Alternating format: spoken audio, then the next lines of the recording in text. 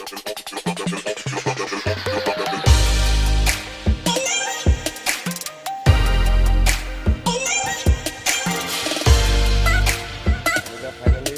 গ'লোঁ আপোনাৰ উদয়পুৰ প্ৰাথমিক বিদ্যালয় আমাৰ টৰাণীতে অৱস্থিত।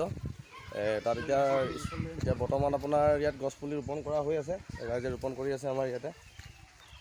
ফটোসহ আপোনাৰ ল'লোঁ, এতিয়া গছপুলিবিলাক ৰুলোঁ, ৰুই মেলি এতিয়া আমি গৈ আছোঁ অলৰেডি আপোনাৰ টৰাণী এখন কি স্কুল আছিলে, LP স্কুল এখন আগৰখন ফৰেষ্ট প্ৰাথমিক বিদ্যালয়ত যাম এতিয়া, তাতো আমি ৰোপণ কৰিম হা। আজি পৰিৱেশ দিৱস, গছপুলি তোমালোকে ৰুলা আৰু এতিয়া আমি ফটো এটা ল'ম এতিয়া তোমালোকৰ সকলোৱে লগত একেলগতে দেই।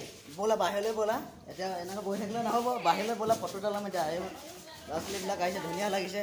আমাৰ এখন টৰাণী প্ৰাথমিক বিদ্যালয়, একদম টৰাণী। চব সকলো বাহিৰলৈ ব'লা, আমি এতিয়া ফটো এটা লৈ ল'ম চবে মিলি। গ্ৰুপত দিবৰ কাৰণে আমি বিশ্বৰ পৰিৱেশ দিৱস হিচাপে আমি আজি পালন কৰিছোঁ।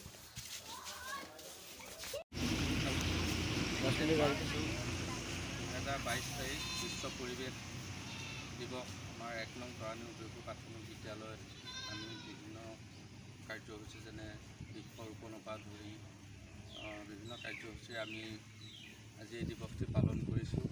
আমি আজি নথৈ আনন্দিত হৈছোঁ। আজি আমাৰ এই দিৱসটিৰ লগত সংগতি ৰাখি আমাৰ স্থানীয় লক্ষ্মী প্লেণ্টেশ্যনে আমাৰ বিদ্যালয়লৈ 5টিকৈ মূল্যৱান গছপুলি দান কৰি আজি এই বিশ্ব পৰিৱেশ দিৱসটি উৎসাহেৰে আমাক উদযাপন কৰাত তেওঁলোকে সহযোগ কৰিছে। এই চেগতে তেখেতলোকলৈ আমি বহুত বহুত ধন্যবাদ জ্ঞাপন কৰিছোঁ।